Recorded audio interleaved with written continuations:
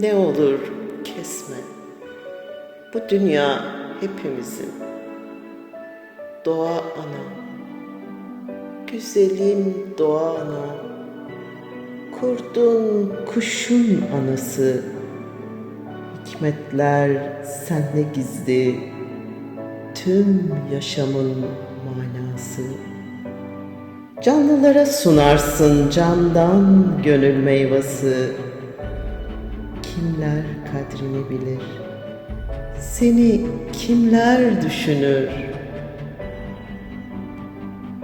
Zümrüt ormanlarını baltayla yok ettiler.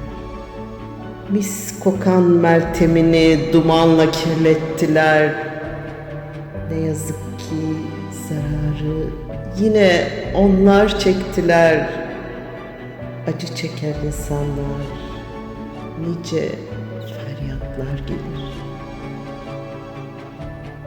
Bahar olur, dünyayı çiçeklerle süslersin.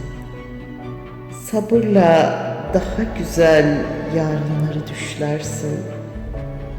Kimse farkında olmaz, kördür, görmez neylersin.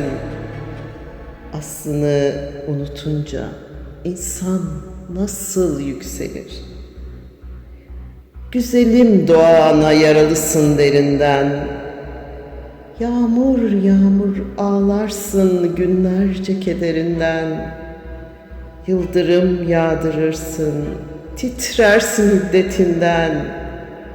Yine de anlamazlar başka elden ne gelir.